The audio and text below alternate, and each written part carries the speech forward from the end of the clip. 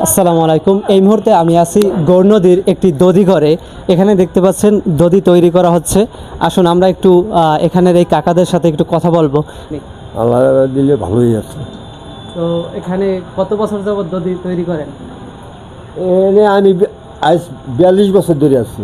42 বছর যাবত এখানে দধি তৈরি করেন? আরও আগে তো করে আমি আছি 42 বছর। ও আচ্ছা।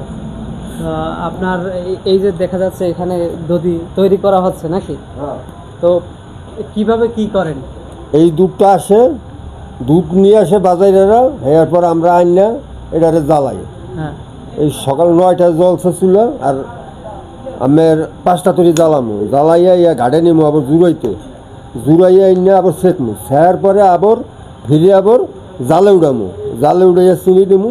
তারপর আমাগো যেভাবে নামে ওইভাবে নামাইয়া আবার টুহাইয়া সাজাইয়া বহামো। এরপর টুহাই আবার কীভাবে ডাহা লাগবে মনে করেন, উষ্ণ গরমে ডাহা লাগবে, এরপর 1-1.5 সালা দিয়ে ডাকতে হইবে। এই যে দেখেন না, এই যে দই, এই যে কালকে যেটা পাচ্ছে সেটা আইয়া গেছে, এই যে আচ্ছা, এইটা কালকে পাতা হয়েছে নাকি? এটা কাল পাচ্ছে, এটা হয়ে যাবে কখন? আজকে? হ্যাঁ, এইটার পরে এই দুধ কাটটা, এটার পরে আবার চতুর সুন্দর করে হাজাইয়া ছেঁকা দেব। এই দুধটা কাটার পরে যখন আগুনটা বন্ধ হয়ে যাবে, মিডিয়ামে থাকবে, তখন আমরা সুন্দর করে চতুর্পিঠটা হাজাইয়া সালা দিয়ে আবার ওই যে চালি আছে চালি দিয়ে বহাইয়া সুন্দর করে পেপার দিয়ে ডাকিয়া এরপর বস্তা দিয়ে ডাকিয়ে দেবো।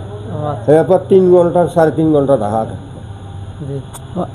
গাইস, আমরা জানি যে এই গৌর নদীর দধি খুবই বিখ্যাত। তো দেখতে পাচ্ছেন এখানে সেই গৌর নদীর দধি বানানো হচ্ছে।